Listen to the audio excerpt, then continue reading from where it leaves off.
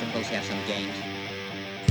Alright guys, welcome back to Classic G Body Garage. Working on the 78 Cutlass Calais T-top, cleaning up the floorboards. If you guys saw the last video, a couple videos I should say, which I will link within this video so you can check those out. Pulled the carpet and the seats out, scraped the floorboards, vacuumed all the loose rust up, and I ended up pulling the lower interior panels out and all seat belts as well, because all of that is getting trashed and replaced just due to condition. So what I have here, I bought myself a quart of semi-gloss Rust-Oleum paint, and that is what I'm going to put down as an initial coat on the floorboards. So we'll give you one final look before I go ahead and put the first coat down, and you guys will see what it looks like afterwards.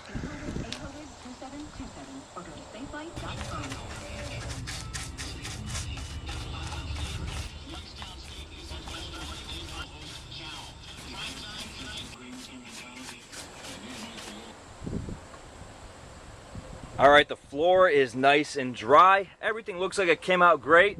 Last step I have to do now is seal up the holes. As you can see right there. Seal up the holes with some epoxy, and then I'll go ahead and brush on one last coat over those areas. So now, before you guys give me shit about using Rust-Oleum, because you did see how I use that, and I know some of you have suggested using POR 15, but you know what? A can of $6 Rust-Oleum with some enamel hardener added to it is nearly as good as using a watery POR 15, which I really do not like the consistency of that product. So, hey, just for under 10 bucks, I got myself a durable enamel finish, and it's going to do just as good of a job as POR 15 does. So, what I'm going to do next is, you can see I have the interior panels out.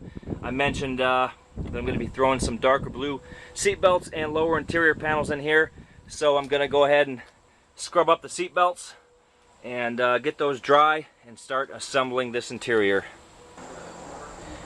Okay, so as you saw, the floorboards came out real nice, and I'm just about to put the carpet back in the car. And I did mention in the other videos that I had some dark blue carpet out of a mid-80s Cutlass Supreme. I think it was an 86.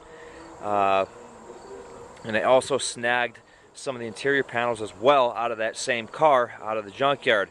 Now, if you guys saw, the interior panels in that car, in the 78, were light blue and had seen some better days. The sun just destroyed them. They were all scratched up, and that's kind of how they get over time. So I snagged these panels. These are the lower quarter interior panels.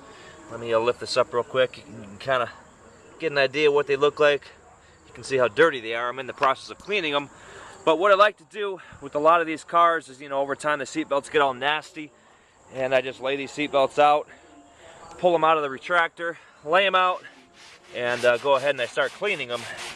And I don't know how well this will turn out in video, but you can see how brown that water is. So just a simple scrub of these seat belts, we'll clean them up, get them looking like new, and once they dry out in the hot sun, I'll go ahead and put them in, and you guys see what they look like. Alright, so I'll go ahead and finish those up. Here are the other rear seat belts, all scrubbed and drying there in the sun.